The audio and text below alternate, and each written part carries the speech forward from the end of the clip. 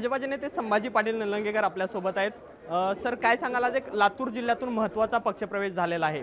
अर्चना पाटील चाकूरकर यांचा पक्षप्रवेश झालेला आहे। आगामी काळामध्ये लातूर जिल्ह्यासह मराठवाड्यात भाजपाला कसा फायदा होईल? निश्चितपणे अनेक वर्ष चाकूरकर साहेबांचं कुटुंब म्हणजे आपण सर्वांनी पाहिलेलं आहे की ज्यांनी अनेक वर्ष काँग्रेस पक्षासाठी जे कार्य केलं, अनेक निवडणुकांमध्ये त्यांना समोर ठेवून निवडणुकीला एक स्वच्छ चारित्र्यवान आणि एक विचाराचा आयडिओलॉजीचा एक व्यक्तिमत्व म्हणून चाकूरकर कुटुंबाला पाहिलं जात आहे।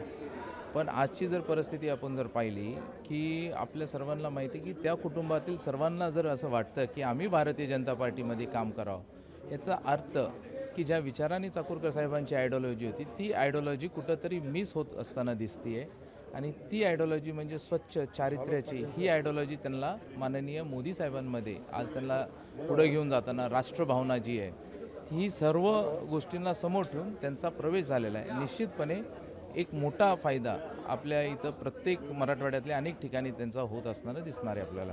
मगाशी प्रस्ताविकामध्ये बोलताना एक संदर्भ केला की 2004 साली स्थानिक नेतृत्वाने काँग्रेसच्या चाकूरकर कुटुंबाच्या पाठीत खंजीर खुपसला, कारण की 2004 साली स्वतः शिवराज पाटील चाकूरकर खासदारकीला उभे होते। जर निवडून आले असते तर देशामध्ये लोकसभा अध्यक्ष झाले असते असं तुम्ही म्हणलात, पंतप्रधान झाले असते। खंजीर खुपसला का, कशामुळे ही घटना घडली, काय सांगाल? कुठेतरी चाकूरकर कुटुंबावर स्थानिक काँग्रेसच्या नेत्यांनी अन्याय केलेला आहे का? चाकूरकर साहेबांना आज जर पाहिलं आपण की त्यांची पक्षामध्ये त्यांची ज्या पद्धतीची त्यांची इमेज होती, त्यांच्याकडे बघण्याचा दृष्टिकोन होता, त्यांनी कुठेतरी त्यांना थांबवण्यासाठी त्या काळातले काँग्रेसच्या नेत्यांनी त्यांचा पराभव करण्यामध्ये एक मोठा हात आहे। हे आम्हीच नाही, लातूरमधल्या प्रत्येक व्यक्तींना माहिती आहे। आणि त्यावेळेस चाकूरकर साहेबांच्या समोरच्या आम्ही जर समोरासमोर लढत असेल तर हे क्लिअर होतं, पण त्यांच्यासोबत राहून त्यांच्या पाठीमध्ये ज्या काँग्रेसवाल्यांनी खंजीर खुपसला हेच लोक आज लिंगायत समाजाला आम्ही न्याय दिला असं म्हणत आहेत।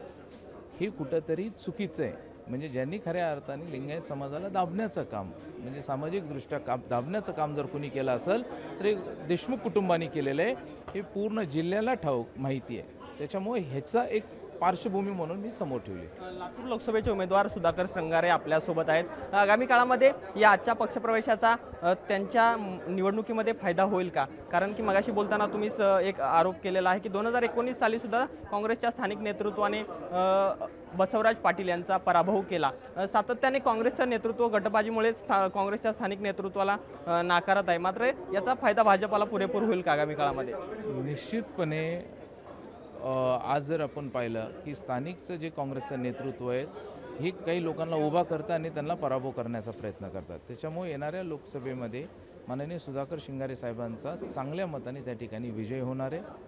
ह्याचं कारण म्हणजे त्यांच्या मागं सर्व पक्षीय लोक त्यांच्या मागं ताकदीने उभा टाकलेले पाहणं महत्त्वाचं ठरणार आहे की लातूरचे माजी पालकमंत्री संभाजी पाटील निलंगेकर यांनी सांगितलेलं आहे की आजच्या पक्षप्रवेशामुळे येणाऱ्या काळामध्ये भाजपाला लातूर लोकसभेसह मराठवाड्यामध्ये अधिक मोठा फायदा होणार आहे।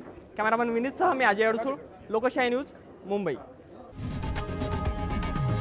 लोकशाही मराठी ऐका, पहा, जागरूक रहा।